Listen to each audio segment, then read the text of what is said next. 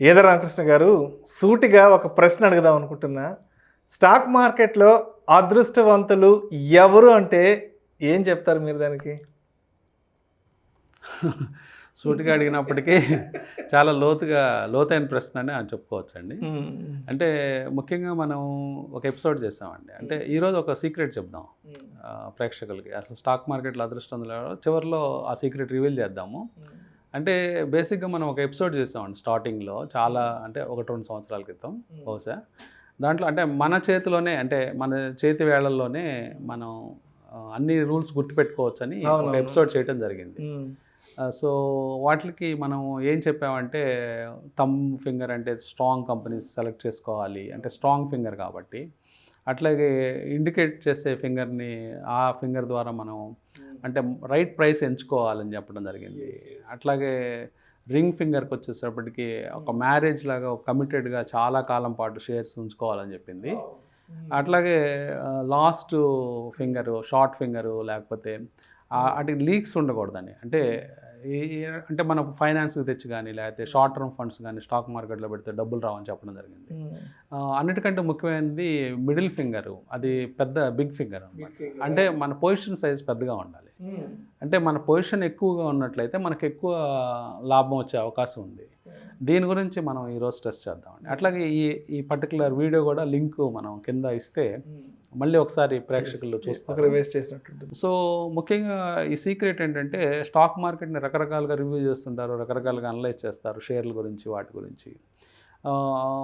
Analyse చేసేటప్పుడు ఈ బేసిక్గా ఫండమెంటల్లీ గుడ్ కంపెనీస్ వీటిని గురించి అనలైజ్ చేయడం ఓకే, కానీ షేర్ హోల్డింగ్ ప్యాటర్న్ చూస్తారు. దాంట్లో ప్రమోటర్స్కి ఎంత వాటాలు ఉన్నాయి, తర్వాత ఎఫ్ఐస్కి ఎంత వాటాలు ఉన్నాయి, డిఐస్కి ఎంత వాటాలు ఉన్నాయి. సో జనరల్గా కొంతమంది ఇన్వెస్ట్ చేసేటప్పుడు ఎఫ్ఐ వాటాలు, డిఐ వాటాలు చాలా ప్రముఖంగా అబ్జర్వ్ చేస్తారు. ఎందుకంటే అట్లీస్ట్ మనం రీసెర్చ్ చేయలేకపోయినా వాళ్ళైతే ఉన్నారు కాబట్టి, వాళ్ళు రీసెర్చ్ చేస్తుంటారు కాబట్టి కొంత భరోసాతో స్టాక్ మార్కెట్లోకి ఎంటర్ అవుతుంటారు.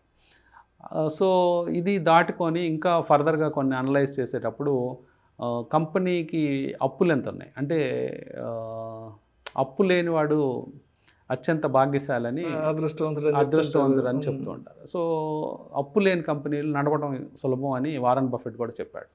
అంటే ఎంత తక్కువ తెలివితేటలు ఉన్నా కానీ అప్పు లేని కంపెనీని ఎవరైనా నడపగలరు. అప్పులో ఉన్న కంపెనీ నడవడం అంత కష్టం, అంటే అంత ఈజీ కాదు. కాబట్టి ఇట్లాంటి విషయాలన్నీ సేకరించవచ్చు మనం. అట్లాగే కంపెనీ ప్రమోటర్స్ ప్లెడ్జ్ పెట్టారా అంటే 2-3%, 5% వరకు ఓకే, అంటే వాళ్ళ పర్సనల్ అవసరాల కోసం, షార్ట్ టర్మ్ అవసరాల కోసం పెట్టచ్చు. కానీ కంపెనీలో వాటాల్లో 70%, 80%, 100% ప్లెడ్జ్ పెట్టే ప్రమోటర్స్ ఉన్నారు మార్కెట్లో. అలాంటి కంపెనీలను అవాయిడ్ చేయమని మనం చెప్తూ ఉంటాం. సో అలాంటి కంపెనీస్ని అవాయిడ్ చేసి ప్లెడ్జ్ పెట్టని కంపెనీస్ని మనం చూస్ చేసుకుంటూ ఉంటాం. అది కూడా ఓకే. ఇలాంటి ఫండమెంటల్ అనాలిసిస్లు చేస్తారు, సో టెక్నికల్ అనాలిసిస్లు చేస్తారు. కానీ అన్నిట్లో నెగ్లెక్ట్ చేసే అంశం ఏంటంటే సైజు. ఇన్ని ప్రక్రియలు చేసిన తర్వాత ప్రాపర్ సైజులో ఇన్వెస్ట్ చేయలేరు. ప్రాపర్ సైజులో ఇన్వెస్ట్ చేయకుండా టూ మచ్ డైవర్సిఫికేషన్ చేస్తూ ఉంటారు మార్కెట్లో. ఈ టూ మచ్ డైవర్సిఫికేషన్ చేయడం వల్ల కూడా మార్కెట్లో ఇబ్బందులు ఉన్నాయి. సో ఎక్కువ డైవర్సిఫై చేయటం వల్ల వాళ్ళ రిటర్న్స్ అనేవి కన్స్ట్రైన్ అయిపోతాయి, అంటే రిటర్న్స్ తక్కువ వచ్చే అవకాశం ఉంటుంది. జస్ట్ లైక్ ఏ మ్యూచువల్ ఫండ్, అంటే మీకు అబ్నార్మల్ రిటర్న్ కావాలి, సీరియస్ ఇన్వెస్టర్గా, లేకపోతే ఒక అదృష్టవంతుడిగా ఎలా మారాలంటే, పెద్ద పెద్ద ఇన్వెస్టర్స్ మనం డేటా చూసినప్పుడు వాళ్ళు పెద్ద క్వాంటిటీస్లోనే కొంటారు. సో వాళ్ళు కాన్సన్ట్రేటెడ్ పోర్ట్ఫోలియోస్ రన్ చేస్తారు. ఇది ఒక సీక్రెట్ అండి.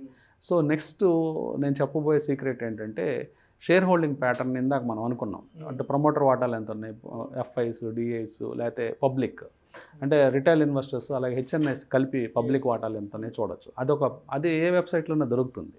కానీ నేను చూడమనేది ఎక్కడంటే, మీరు యాన్యువల్ రిపోర్ట్ ఓపెన్ చేయండి.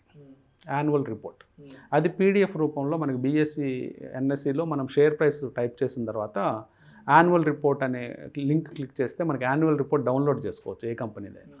ఆ యాన్యువల్ రిపోర్ట్లో షేర్ హోల్డింగ్ ప్యాటర్న్ డిఫరెంట్ వేలో ఇస్తారు. అంటే ఎఫ్ఐస్కి ఎంత ఉన్నాయి, డిఐస్కి ఎంత ఉన్నాయి, అది ఇవ్వటం కాకుండా 0 to 100 షేర్లు ఎంతమంది దగ్గర ఉన్నాయి. ఒక ఫర్ ఎగ్జాంపుల్ ఒక కంపెనీలో ఒక 10 లక్షల మంది షేర్ హోల్డర్స్ ఉన్నారనుకుందాం. 0 to 100 అనేది దాదాపుగా ఒక 7-8 లక్షల మంది దగ్గర ఉంటాయి నెంబర్స్. అలాగే 100 షేర్ల నుంచి 500 షేర్లు చూస్తే ఒక 2-3 లక్షల మంది ఉంటాయి. ఈ నెంబర్స్ అంటే ఎన్ని షేర్స్ హోల్డ్ చేస్తున్నారు ఇండివిజువల్స్ లేకపోతే ఎఫ్ఐస్ కావచ్చు, ఎవరైనా కావచ్చు, ఇవి చూస్తే మీరు ఒక 5,000 క్వాంటిటీ దాటిన తర్వాత చూస్తే 5,000, 10,000 క్వాంటిటీ దాటిన తర్వాత చూస్తే 5,000 క్వాంటిటీ హోల్డ్ చేసే ఇన్వెస్టర్ కానీ 10,000 క్వాంటిటీ హోల్డ్ చేసే ఇన్వెస్టర్లు కానీ చూస్తే అక్కడ నెంబర్స్ వచ్చేటప్పటికి 200-300 ఉంటాయి. మీరు అబ్జర్వ్ చేస్తే ఆ 200-300లో దాదాపుగా సపోజ్ 300 మంది మాత్రమే 5,000 దాటి ఇన్వెస్ట్ చేస్తున్నారు అనుకోండి ఒక కంపెనీలో. అంటే ఆ 300లో దాదాపుగా 280-270 మంది పెద్దవాళ్ళే ఉంటారు. ఎఫ్ఐస్ కావచ్చు, డిఐస్ కావచ్చు, డొమెస్టిక్ ఇన్స్టిట్యూషన్స్ కావచ్చు, ఫారెన్ ఇన్స్టిట్యూషన్ కావచ్చు, ఫారెన్ పోర్ట్ఫోలియో ఇన్వెస్టర్స్ కావచ్చు, ప్రమోటర్స్ కావచ్చు, లేకపోతే ఇంకా హెచ్ఎన్ఐస్ కావచ్చు. అంటే ఆర్డినరీ ఇన్వెస్టర్స్, హెచ్ఎన్ఐ ఇన్వెస్టర్స్ అనేవాళ్ళు కేవలం ఆ 300 మందిలో కేవలం 20-30 మంది మాత్రమే ఉంటారు. సో కొన్ని సందర్భాల్లో మీరు 1,00,000 షేర్లు హోల్డ్ చేస్తున్నారు అనుకోండి ఒక చిన్న కంపెనీలో, కేవలం ఆ కంపెనీ షేర్ 20 రూపాయలే ఉండొచ్చు. 1,00,000 షేర్లు ఇన్వెస్ట్ చేస్తే ఆ కంపెనీలో మీరు 1% వాటాదారుడు కూడా అవ్వచ్చు. సో పబ్లిక్ డొమైన్లో అంటే పబ్లిక్లోకి మీ పేరు కూడా లిస్ట్ అవుతుంది. గ్రేటర్ దాన్ 1% ఉన్న వాళ్ళందరికీ షేర్ హోల్డింగ్ ప్యాటర్న్ చూపిస్తారు. సో మీరు ఇన్వెస్ట్ చేసేటప్పుడు పెద్ద క్వాంటిటీ అంటే మరీ 1,00,000 క్వాంటిటీ అవసరం లేదు. 5,000, 10,000 ఇన్వెస్ట్ చేసే 5,000 క్వాంటిటీ, 10,000 క్వాంటిటీ ఒక కంపెనీలో పెట్టినప్పుడు మీరు ఆటోమేటిక్గా ఆ అదృష్టవంతుల జాబితాలో చేరిపోతారు. అంటే ఎప్పుడు ఆ కంపెనీ మల్టీ బ్యాగర్ అయినప్పుడు. మనం చెప్పిన ఉదాహరణలు ఇవన్నీ కూడా అంటే లాంగ్ టర్మ్లో మీరు ఇన్వెస్ట్ చేస్తూ మంచి కంపెనీ కొని ఆ కంపెనీలో లాంగ్ టర్మ్ మీరు ఉన్నట్లయితే మీరు వాల్యూమ్ కూడా కరెక్ట్ సైజ్ పొజిషన్ కనుక పెట్టినట్లయితే ఆ 20, 30, 50 మంది అదృష్టవంతులు చేరుతారు. అంటే దాదాపుగా రాష్ట్రానికి ఒకడు లేకపోతే రాష్ట్రానికి 2 అదృష్టవంతులు ఉంటారు. మిగతా వాళ్ళందరూ ఈ అదృష్టవంతుల గురించి లేకపోతే ఆ షేర్ ప్రైస్ మూవ్మెంట్ గురించే మాట్లాడతారు. 10 ఏళ్ల క్రితం 20 రూపాయలు ఉండే షేరు ఈరోజు 500 అవ్వచ్చు. అంటే దాదాపుగా 25 రెట్లు పెరగటం మనం చూస్తున్నాం. 25 రెట్లు పెరిగిన షేర్లో మనకు 100 షేర్లు ఉండటం వల్ల ఉపయోగం లేదు. అదే మీకు 5,000, 10,000 షేర్లు ఉన్నారనుకోండి, అది మీరు అదృష్టవంతుల జాబితాలో ఉన్నట్లు లెక్క. ఇదే సీక్రెట్ అండి అదృష్టవంతులు అవ్వాలంటే. అంటే మీరు మీ బెట్ సైజుని పెంచాలి. అంటే మీరు చేసే ఇన్వెస్ట్మెంట్ సైజ్ని అంటే నా దగ్గర కేవలం 5 లక్షలే ఉన్నాయి కదండి, 10 లక్షలు ఉన్నాయి కదా అనుకోవచ్చు. అంటే మీరు కాన్సన్ట్రేటెడ్ పోర్ట్ఫోలియో బిల్డ్ చేసినప్పుడు 3-4 లక్షలు ఒకే కంపెనీలో పెట్టగలిగితే ఏదో ఒక కంపెనీ మల్టీ బ్యాగర్ అయినప్పుడు మీకు ఎక్కువ ఆదాయం వచ్చే అవకాశం ఉంటుంది. సో ఇది నేను చెప్పే secret. Thank you sir. Thank you so much E.Rama Krishna గారు. స్టాక్ మార్కెట్లో నిజమైన అదృష్టవంతులు ఎవరు అనే అంశం గురించి చాలా క్రిస్టల్ క్లియర్గా ఎక్స్ప్లెయిన్ చేశారు. Thank you so much sir. Thank you.